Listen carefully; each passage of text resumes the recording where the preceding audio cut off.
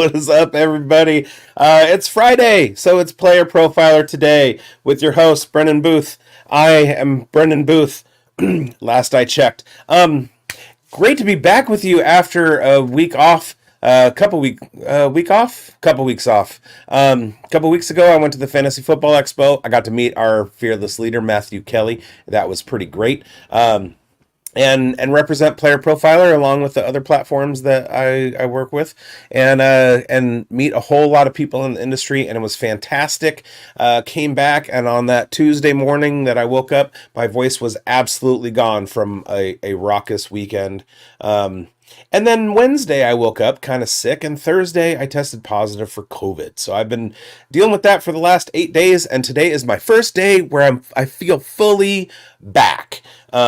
And I had a really great time at the expo. I got to meet Jamie Pirogue, who is constantly in the chat, and so that was cool. Like, we got to hook up and talk, and it was good to meet him along with some other people. I came in second. I was final table at the poker tournament, and I won this beautiful Jamar Chase autographed jersey that you see behind me. So I went to the expo and I brought home some spoils and also COVID. Had a great time at the Hall of Fame too. It was pretty cool to see all the Raiders busts and stuff like that. Let's hit the intro and then we'll get to the show. Hey, producer, hit that button.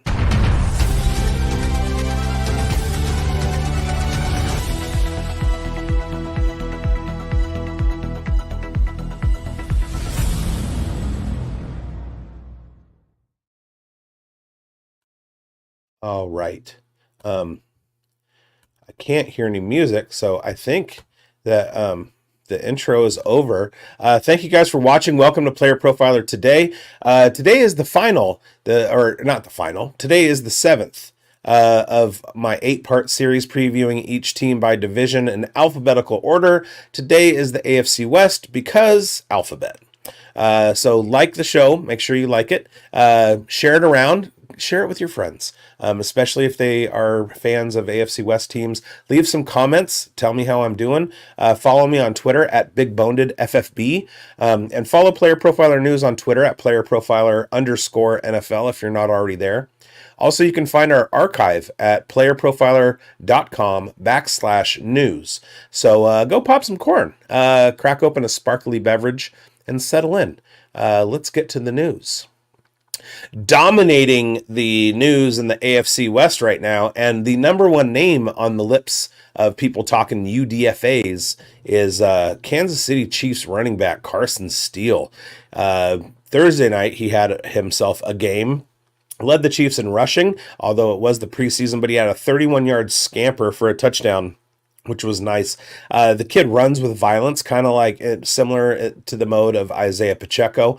And last week, in week 2, he got the majority of first-team snaps on offense against the Lions.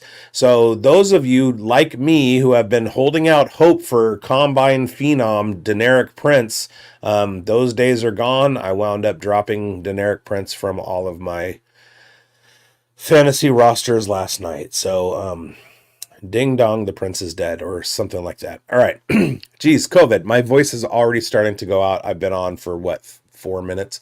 Okay. Injury news. Mark Andrews is still missing from practice since his car accident. He has been dealing with a, quote, very minor thing. According to the Baltimore police, the accident Andrews was involved in had some heavy damage to both vehicles, but Andrews did not suffer any apparent injuries. He has been absent in the last 3 practices. Always better to be safe than sorry, especially with somebody like Andrews who has had some injury issues in the past.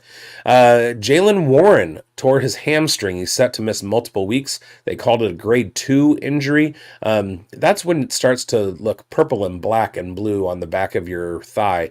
I've done that before. It's not fun. But throw a neoprene sleeve on it, and I can't say that. I did that and played a summer of baseball with a purple stripe up the back of my hamstring, but also I wasn't a world-class athlete like Jaylen Warren.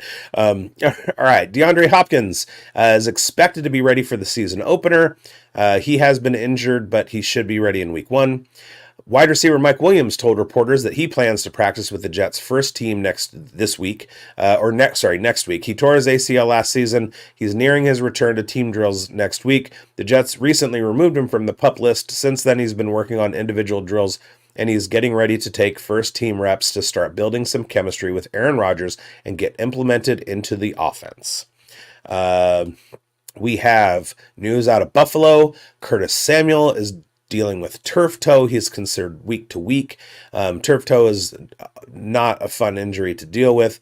But Sean McDermott said that Samuel was week to week, but he also ruled out Marquez Valdez-Scantling and Mitch Trubisky for multiple weeks. So, I mean, you know what that means. Samuel is the biggest blow of the three, as he signed a 3-year, $24 million deal to rejoin forces with offensive coordinator Joe Brady. Samuel flourished under Brady when they were both with the Panthers a few years ago. He's a dynamic dual threat player. He had kind of a mini breakout last year in Washington. And if you want a fantasy 8th year breakout, Curtis Samuel is your guy. All right, backup running back Jordan Mason for the San Francisco 49ers has hip soreness.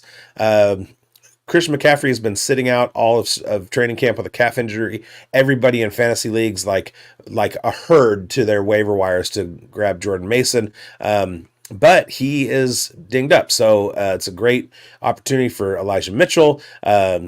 And they also have a rookie running back in the building that looked pretty good in the preseason game last week. Tonight, if you want to watch, NFL Network, 7 o'clock Pacific, 10 o'clock Eastern, is the 49ers and Raiders third week preseason barn burner. Colts tight end Jelani Woods has no timetable for return after toe surgery. The Colts had high expectations for Jelani Woods since drafting him, but they had to shelve those expectations since he arrived in Indianapolis due to injuries. The latest news out of Colts camp is that they will have to continue to wait to see their tight end on the field due to toe surgery for the third-year tight end. He's expected to miss 3 to 6 months after surgery on what has been described as a grade 3 turf toe. Jelani Woods was a popular offseason sleeper because of his enormous measurables and athleticism. He's like 6'8" and has a speed score of 100. So, like 4'6", 40 at 6'8". The dude is a beast, and everybody's just kind of waiting. He was going undrafted in redraft leagues, and in best ball, he was tight end 32, but a lot of people who consider themselves sharp were high on the Jelani Woods train.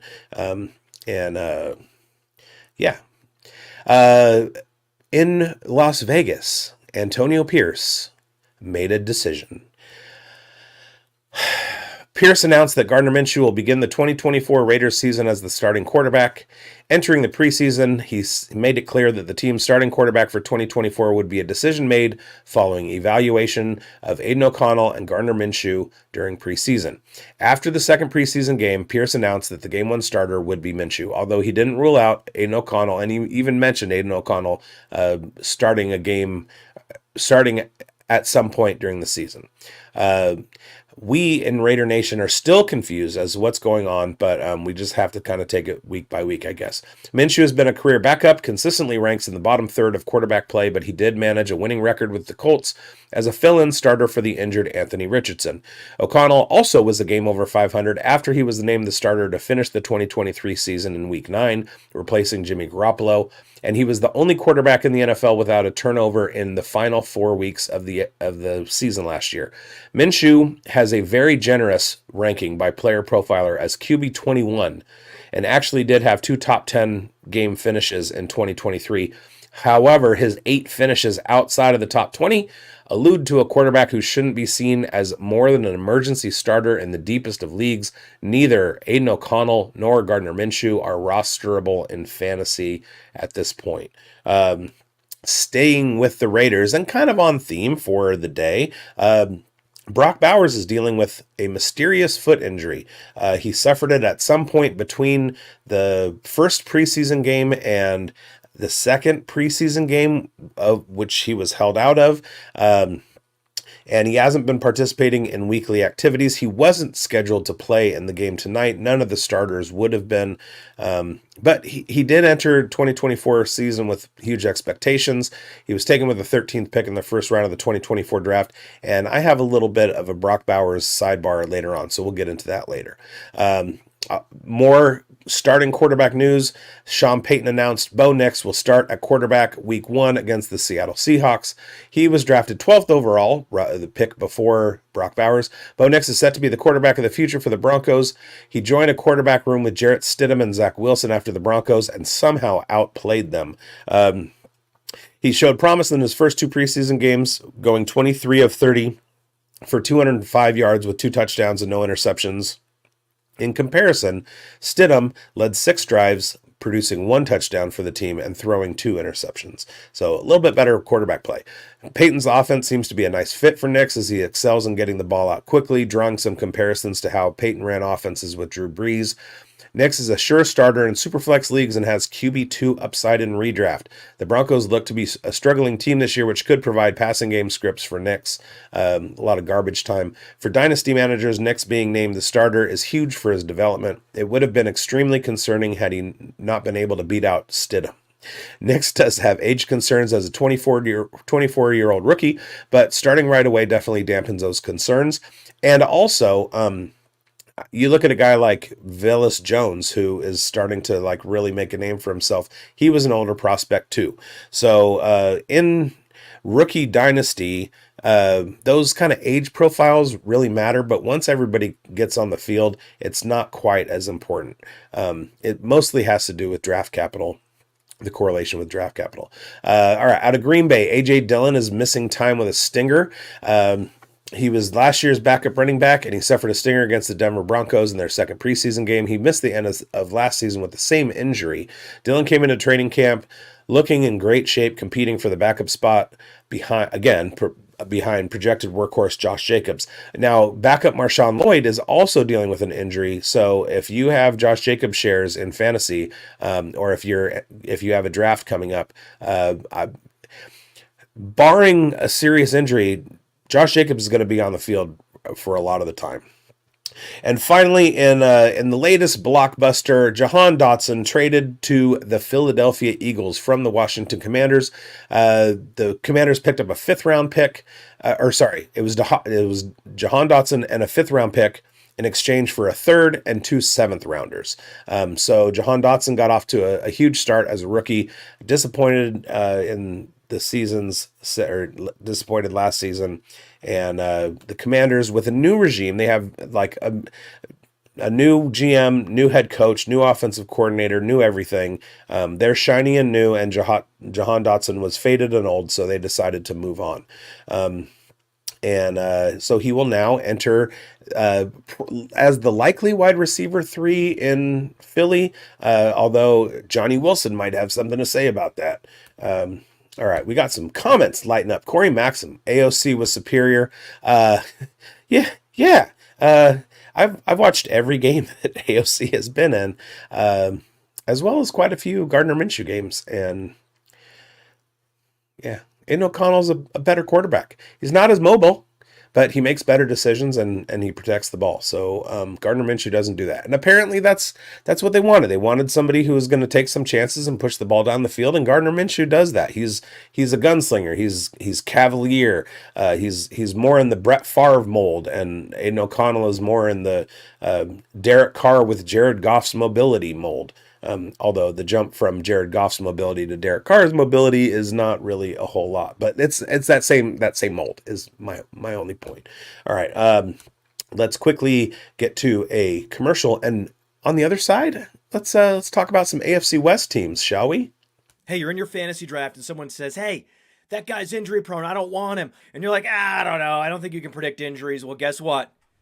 Now you can. Injury proneness is real. At Player Profiler, we have the data on these players, and it's all in the Injury Finder app. Their injury track record back through time, exactly where they were injured, how severe it is. We look at the BMI data, and we crunch it all together, and we give you probabilities that a player will miss multiple games this NFL season, as well as the complete database of NFL injuries and the ability to compare two players and look at their injury track record. The Injury Finder is powerful, and it's only $5. If it's worth it to have that peace of mind when you're drafting, go get it.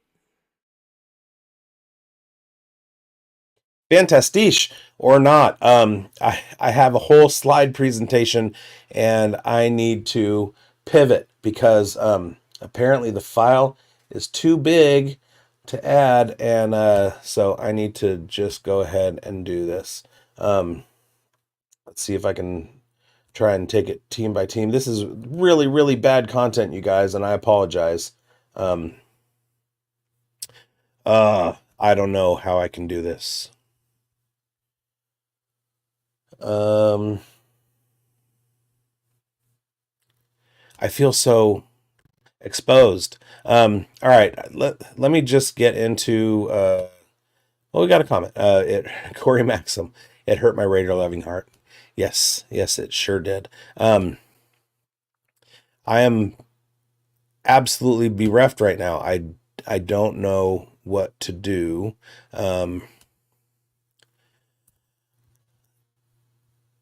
Give me that one. How big is it? Sorry, now you're kind of seeing how the sausage is made, and that's gross. So let me see if I can compress. Again, I apologize. So basically, let's not do that. I'm just gonna read my stuff and not have any slides. All right, so let's talk about the Broncos real quick, because alphabetically they are the first team. They finished last season with a record of 8-9. They were second, tied with the Raiders in the AFC West division, although the Raiders had the tiebreaker over them after winning 2 games. Head coach Sean Payton, they scored 357 points, which was good for 19th out of 32 teams in the league. They allowed 413 points, which was good for 27th out of 32 on defense. And they had an expected win-loss total based on their point differential of 7 wins and 10 losses. Now, the point differential, basically what that does, it goes into like a matrix and it comes up with the expected win-loss total. And they were supposed to win 7 games and lose 10, but they won 8, which means that through luck, which is what we call it in analytics, or good coaching, you could say, Sean Payton drove them for an extra game, made some good decisions or whatever.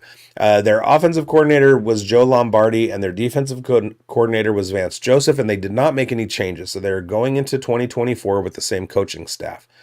They did, however, rid themselves of Russell Wilson, who's now in Pittsburgh, Jerry Jeudy, who they traded to Cleveland, safety Justin Simmons, and offensive lineman Lloyd Cushenberry. No real significant additions to the team except for safety Brandon Jones, who I believe came over from Miami, but he's not exactly he wasn't a high value target. So essentially what the Broncos were doing was saying, let's just run it back. and we'll figure out the whole quarterback thing. Pardon me. With Jarrett Stidham and Zach Wilson, and then Bo Nix was available in the draft, and they decided to take a chance on him. I guess Sean Payton really liked him. So in the draft, they took Bo Nix with the 12th pick. Jonah Ellis, edge rusher out of Utah, who looks to show a little promise. They took him in the 3rd round. They didn't have a second rounder. Troy Franklin, wide receiver from Oregon, Bo Nix's battery mate, you could say. They took in the 4th round. Chris Abrams Drain from Missouri at cornerback, and big ol' Audric Estime from Notre Dame at running back. They took in the 5th round as well. And then in the 7th round, Devon Velley out of Utah, and Nick Gargiulo out of South Carolina is an interior offensive lineman. So that's kind of what they did.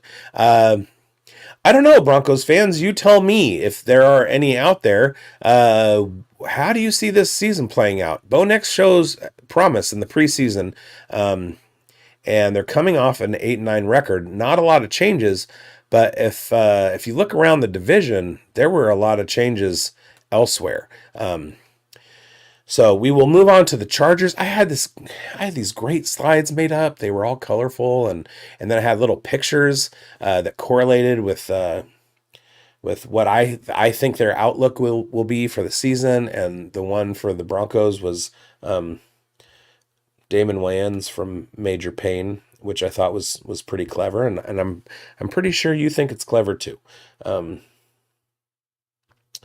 But moving on.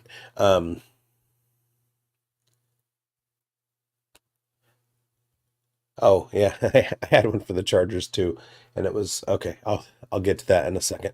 All right. Let's talk about the Chargers. Last season, they finished with an abysmal record of 5-12. They were worst in the division. They had head coach Brandon Staley, who lasted for 14 games, and then Jeff Smith filled in for the last 3. They scored 346 points, good for 21st of 32 teams. They allowed 398 points, which was 24th of 32 teams. So they had a better scoring defense than the Broncos.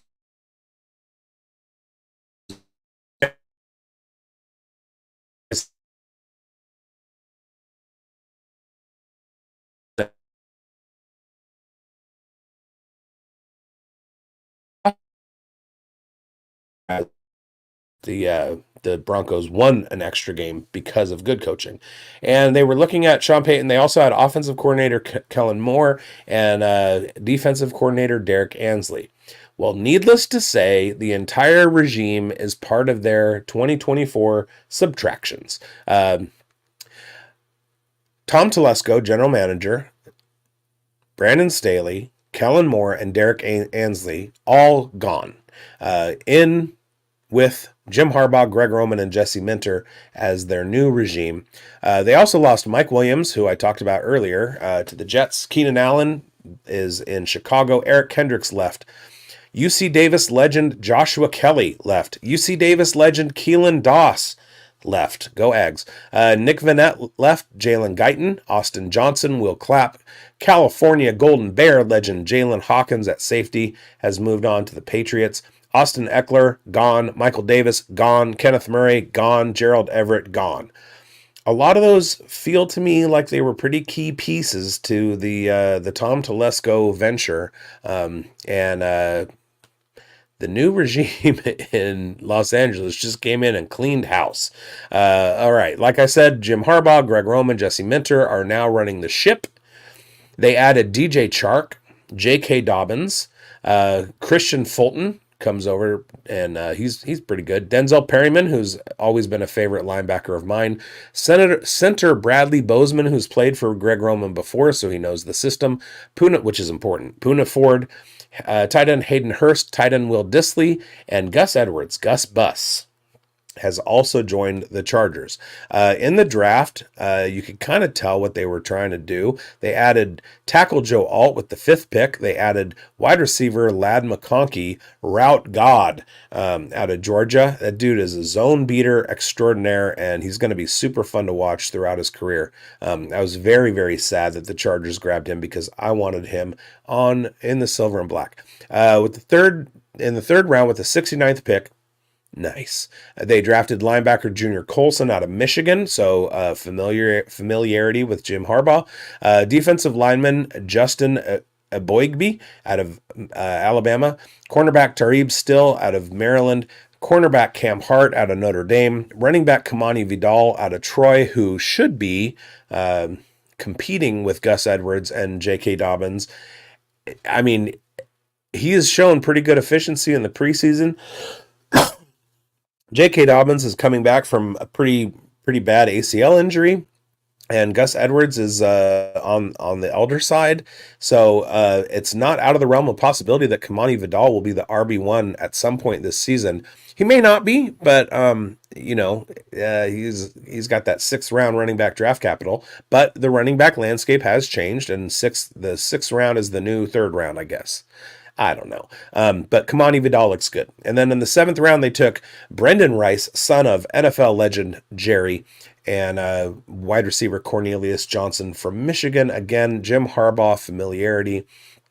So I kind of gave a prelude. I said you kind of see what they were doing in the draft. They were really trying to shore up that offense with a bunch of different pieces, and then in the middle rounds they added a whole lot of defensive depth with going linebacker, defensive line, cornerback in 4 consecutive picks, sandwiched by beefing up the offensive line with Alt, grabbing McConkey, who's going to be Justin Herbert's best friend, Kamani Vidal, who's got all the upside in the world, Brendan Rice, who, if he even has 75% of his dad's work ethic, will be a career NFL player, even with that 7th round draft capital. He's even more athletic than Jerry was. So maybe he can take those bloodlines, that intelligence, everything he's learned throughout his life from Jerry, and channel a good work ethic into becoming a productive wide receiver. And then Cornelius Johnson in the 7th round as well. So I had a little picture, and it was a battery holding a dead battery because, Chargers, because that's how clever I am. And I just don't see it. But I'll talk about that a little bit more at the end when I get to the outlooks for all the teams, what they're going to do. All right, moving on to the Chiefs, the Kansas City Chiefs, to be exact. Shout out Chiefs chiefdom. It can't be a kingdom because they're not kings. They're chiefs. All right, get off my soapbox. All right, they finished 11-6, first in the AFC West division. Head coach Andy Reid. They scored 371 points. That was good for 15th out of 32 teams. Their scoring defense was second in the NFL at 17.3 points per game. They allowed 294 total points, and that was pretty dang good. It's a combination of a really good defense and also the offense keeping the ball on the field a lot. It's an Andy Reid offense, and he wants to win the battle of possession. So he wants that time of possession ring at the end of the year. Their expected win-loss total based on their point differential was 10.8 wins and 6.2 losses, so not too far off of what happened. And they somehow sneaked into the playoffs. They crushed the Miami Dolphins 26-7, and I believe it was the 3rd coldest game ever in NFL history. And Miami just couldn't handle the cold. They next went on and beat the Buffalo Bills in a squeaker, 27-14. Surprised the Baltimore Ravens, who everybody had pegged as the favorite to make it to the Super Bowl, 17-10. And then in a controversial Super Bowl, they beat the San Francisco 49ers again, 25-22. They retained offensive coordinator Matt Nagy and defensive coordinator Steve Spagnuolo.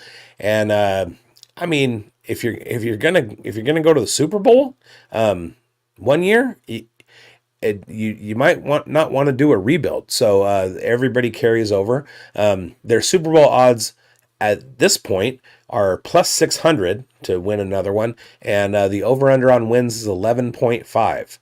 Now, they did lose Willie Gay, Nick Allegretti, tight end Jody Fortson, punter and friend of Taylor Swift, Tommy Townsend, safety Mike Edwards, and cornerback L'Jarius Sneed. Now, I will say, losing Willie Gay, safety Mike Edwards, and L'Jarius Sneed should not be overlooked. One of the things that the announcers were talking about at the beginning of last night's preseason game, the 3rd and final one for the Chiefs, was the fact that they're kind of struggling to fill out their defensive backfield. And at least in the early part of the game, their defensive backfield did not look very good. There were a lot of penalties. There was a large lack of discipline on behalf of the defensive backs. Now, maybe that was just due to it being second teamers, but then that speaks to maybe they don't have a whole lot of depth in that backfield. So if in fact this is a year where offenses can take advantage of Steve Spagnuolo's defense, we could see a shifting in the AFC West standings, and the Chiefs situ at the top of the NFL. But I'll get into that in a little bit. All right, additions. They added Hollywood Brown. That gives them a very dynamic wide receiver for Patrick Mahomes.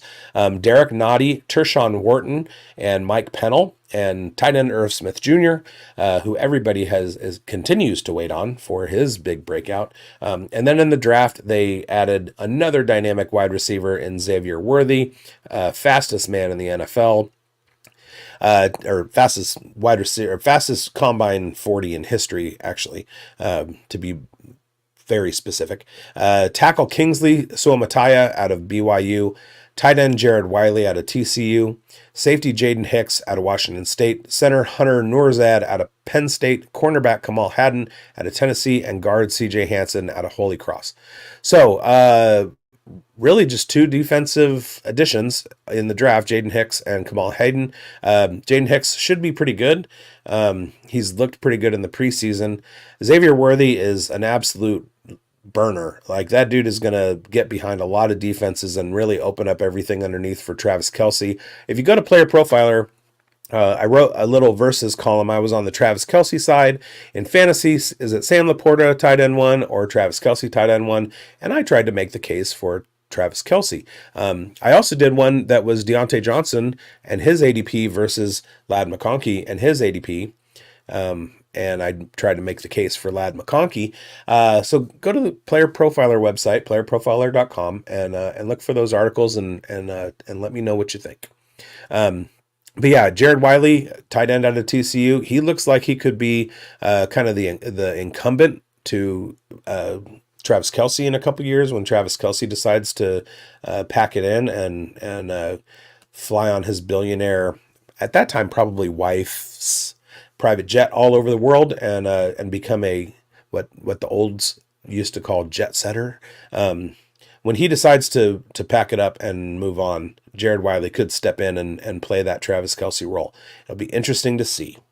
Yeah, so Chiefs, my little picture on their, I won't spoil it. All right, let's talk about the Raiders. This is what I've been waiting for. As somebody who writes objectively, or as objectively as I can, reporting NFL news, it always makes me feel good when I get to talk about Raiders news, especially the good stuff, but even more the bad stuff, when I get to just like really crap on people. So one of the greatest days of mine at Player Profiler News Desk was the day that Josh McDaniels was fired. All right, they finished with a record of 8-9, second in the AFC West division. If you come in second and you have a record under 500, you're doing something wrong. Head coach was Josh McDaniels for the first 8 games, Antonio Pierce for the final 9 games. Josh McDaniels went 3-5. Antonio Pierce took the exact same roster and went 5-4. They scored 332 points. That was good for 23rd out of 32 teams. They allowed 331 points. So they had a point differential of 1. But their defense was the 9th best scoring defense in the NFL. So top 10 out of 32. So not too shabby. They had an expected win-loss total of, if out of 663 total points, there's a differential of 1. What do you think their expected win-loss total was? That's right, 8.5 and 8.5. They were exactly a 500 team, but they play 17 games. So half of one of those had to go somewhere else, and I guess they lost a half a game because of terrible Josh McDaniels coaching. They moved on from Bo Hardegree, offensive coordinator Bo Hardegree and Mick Lombardi. Although I think Mick Lombardi is still in the building. Patrick Graham was the defensive coordinator, and they were like, hey, top 10 defense, let's lean into that. So he stays. And you could really see a difference. In the first part of the season when Josh McDaniels was coaching, Patrick Graham was kind of hamstrung. He was forced to go with the rotations that Josh McDaniels wanted to implement. He was forced to kind of like call schemes the way that Josh McDaniels did. And then once McDaniels left, Antonio Pierce comes in and gives the reins to Patrick Graham and says, do your thing. Then they completely turned it around. In fantasy, they were the number one defense in fantasy from week 8 on, I think. So once Josh McDaniels left, they just became the force in the league. And so look for more of that this year, but I'll talk about that later. Josh McDaniels, gone. Dave Ziegler, gone. Jimmy G, gone. Josh Jacobs goes to Green Bay. Amik Robertson, that was a crushing loss. He moves on. I believe he's in Detroit now. And he is just such a good team guy, a good on-field leader, ball of energy, and really, really good in the run game. He was a very, very good slot corner. It was hard to lose him. Bilal Nichols and Jermaine Illuminor on to different pastures as well. The additions, Antonio Pierce, they officially hired. He started out as the linebackers coach, officially hired as head coach. They brought in general manager Tom Telesco, coming over from the Los Angeles Chargers. Tight end Harrison Bryant, running back Alexander Madison, mustache god Gardner Minshew, and Christian Wilkins, defensive interior from Miami, which was a huge get. It was a big splash free agent signing. The dude is a monster, and they had a big breakout on the defensive line from Malcolm Kuntz, and everybody knows Max Crosby. If the defense or if the offensive line has to worry now about Christian Wilkins as well, and maybe Tyree Wilson coming on, it could be a nightmare. A top 10 defense already made better. Now let's get to the draft. And I apologize for the rest of the AFC West. If this is going to have a decidedly Raiders bend to it, slant to it, just because some of these things excite me, and I want you to be excited too. And if you're not an AFC West fan, if you're not a fan of any of these teams, or more importantly, if you don't hate any of these teams, let me try and sell you on Raider Nation. All right, so 13th pick, not a great pick until Brock Bowers, tight end out of Georgia, falls right into your lap. They already drafted Michael Mayer in the second round, who up until that point was one of the top 5 college tight ends, and then the best one to come along in a long time. Essentially falls in our lap. He was pegged as a top 10 pick. I think in his breakout was as a freshman in the national championship game. Everybody kind of pointed at him and went, "That's a guy to watch." 3-year declare, super young guy. And side note, he's eaten pizza that I made because I ran a pizza joint in Napa, California, where he went to high school, and my pizza place fed the team. So Brock Bowers ate my pizza, and that's why he's so good. All right, he had 689 receiving yards after contact during his college career at Georgia, more than any other tight end since PFF began charting college football 10 years ago. He averaged 2.64 yards per route run and 8.5 yards after the catch per reception over his career. That's the course of his career, and that would have ranked first among all tight ends in the NFL last season if he had done that. So he was just putting up stupid numbers. In the second round, they drafted Jackson Powers Johnson, swing center, and he's an interior guy. Center, he can play center, he can play guard. They drafted him out of Oregon.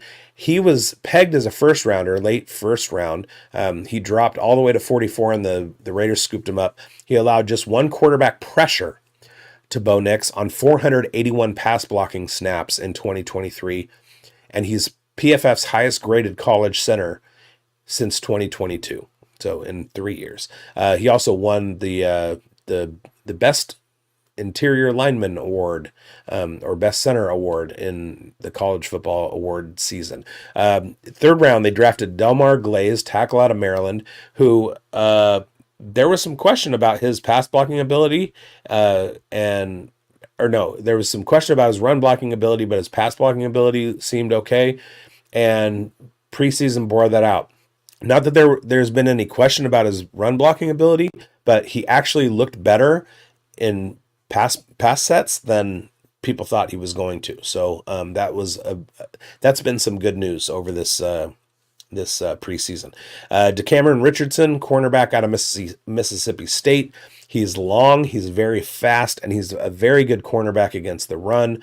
I want to say he had 0 interceptions in his college career, but you can deal with that as long as you're stopping the run. 5th round, they drafted Tommy Eichenberg. They already have Robert Spillane, and Tommy Eichenberg out of Ohio State is kind of like that prototypical old school linebacker, run stopping linebacker, straight out of the mold of Robert Spillane. And in fact, when Eichenberg was drafted, he said that Robert Spillane was one of the guys that he modeled his game after. In the 6th round, they took running back Dylan Laube out of New Hampshire. FCS guy, small, but like thickly built. And he's a route runner. He tallied more than 700 receiving yards in 2023. With 23 forced missed tackles after the catch in his final season at New Hampshire.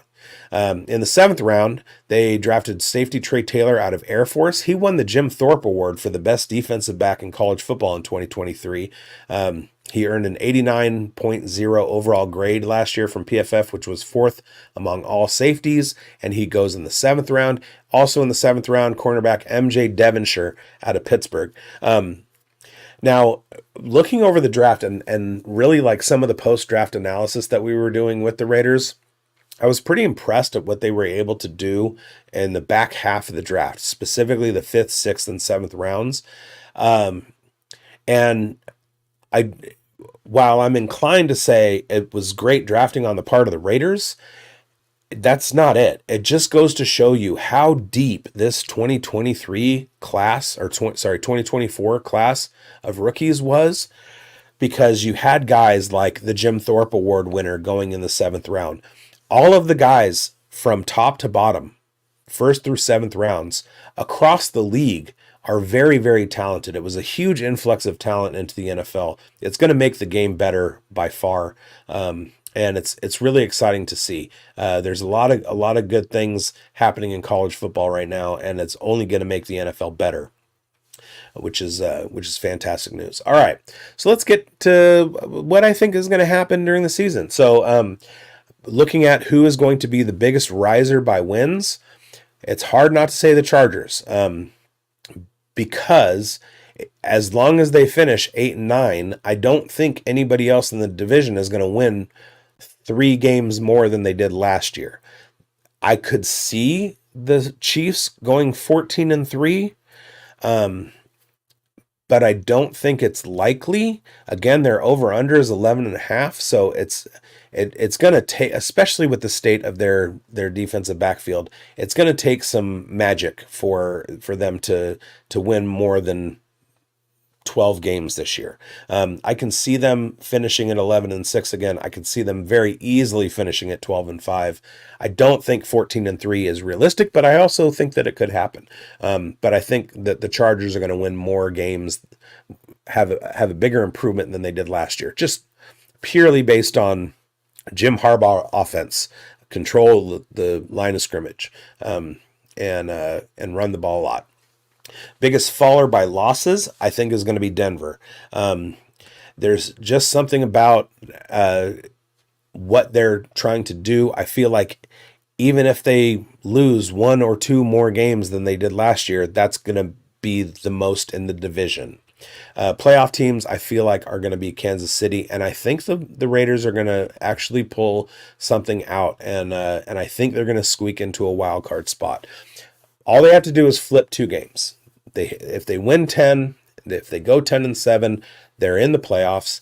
I think with the state of their defense and the fact that they will have a full season of Patrick Graham on top of the half season that they had at the top of the NFL on defense last year, I think we've seen teams before with not so great offenses that went on to the Super Bowl because they had super good defenses. And I think that this Las Vegas defense is one of those. They're having trouble against the run, but they do have some players that are run stopping specialists, I guess, with Robert Spillane and with Tommy Eichenberg and with DeCameron Richardson. Like they are going to be doing some things. Jack Jones is an absolute ball hawk in the Trayvon Diggs mold. He's going to get burned in coverage, but he's going to follow quarterbacks and jump on some balls. The way that he breaks on balls is pretty fun to watch. Christian Wilkins, I think, is going to open some stuff up for Max Crosby. Max Crosby is going to have a huge year, I think. Malcolm Kuntz is still coming on. Tyree Wilson is a year older. And they just have the pieces, I think. Their safety group is super good. Everybody is coming back. Marcus Epps is coming back. Trayvon Merrick, Isaiah Polamau, relative of Troy Polamalu, he's there. I think they're gonna be good. I think they're gonna flip their win total by 2 games and make the playoffs. So that is it. I apologize for the slides. For next week, when I do the NFC West, I will try and make sure that I do little tiny slideshows so that they're under 50 megabytes and I can transfer them over. So make sure to join me next week, 4 p.m. Pacific, 7 p.m. Eastern time, and check out my NFC West preview. That's what I'm doing because that's the last one alphabetically. And make sure you're subscribed to Player Profiler News. Hit the bell so you'll know when the new episodes drop. We have Player Profiler Today happening every night. We've got Player Profiler Primetime with Mike Lindbergh, Greinberg, my partner in other endeavors. Also, Emerson Beery and I do the Dynasty Stock Market with Biggs and Beery on Wednesdays at 3 p.m. Pacific, 6 p.m. Eastern Time. So you want to watch that, and that'll help take care of your dynasty, team. So just follow us everywhere. Like the show, share it around, leave some comments. Follow me on Twitter at BigBonedFFB. Follow Player Profiler News on Twitter at Profiler_NFL, and find our archive at playerprofiler.com/news. That's going to do it for this week. Thank you guys for watching. I will see you next week. From the Podfather to you, I deeply appreciate you tuning in. And many ask, what can I do? What can I do to help support the hosts, the research they do, the production costs? Go to playerprofiler.com, Dynasty Deluxe, World Famous Draft Kit, Rankings, DFS Dominator, and of course, data analysis. Subscribe to any one of those, and you support all of us and take Player Profiler to the moon.